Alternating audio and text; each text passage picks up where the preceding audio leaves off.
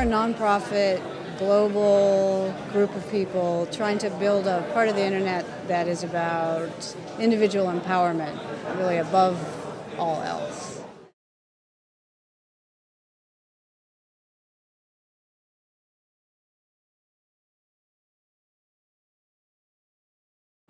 We want to create a setting where other people can innovate. Right. And so it's possible there'll be many stores in our physical life, that's true.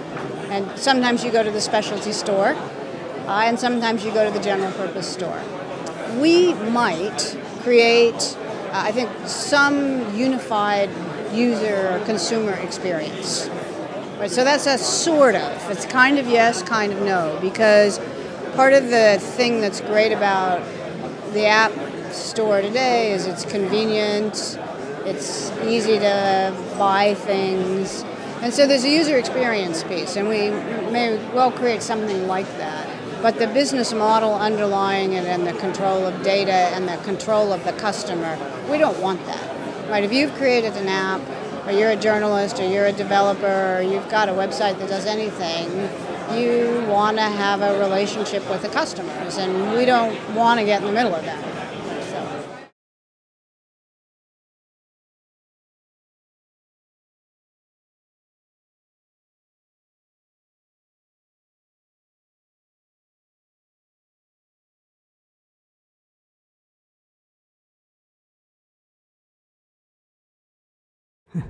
How is it that I came to be here?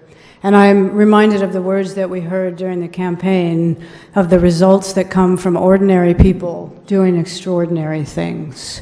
And so my hope is that the Anita, this institution, and all of us work to empower ordinary people, or seemingly ordinary people, to enable more of us to do extraordinary things and see what kind of results we can achieve. And I'm sorry, is this... sounds like it's fading in and out, but when I thought about the award, the two things that struck me were the words vision and the words leadership. For most of my life, I chose to be anonymous, I mean, very aggressively anonymous. And in the early days at Netscape, we used to have a game in the legal department where we would search for our name on the internet. And winning meant there were no results. But times change.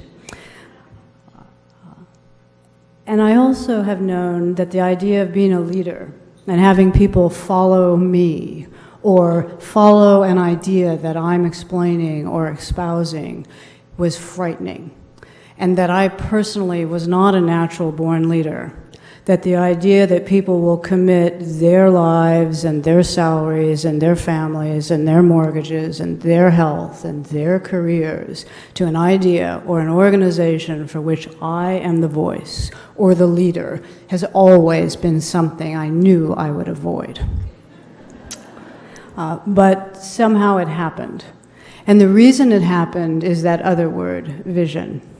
And what happened was a vision of the internet that somehow came to me or developed in me, grew into my blood. I feel like I couldn't get rid of it if I wanted to. And that vision doesn't have a precise future, but it has a very clear direction. If we think about the internet, it's easy to see how it can be rich and rewarding and have all the traits that have been described earlier, and empower people and help us solve problems. It's also easy to see how the internet can become closed, unknowable, owned and controlled by unnamed forces that we don't see. It's easy to track and log and monitor and know everything that we do on the internet. So it's a policy and determination decision. What kind of internet do we end up living with? And so when those possibilities are laid out, the vision of what is possible was so strong that it drove me into a role that I always knew I wasn't cut out for.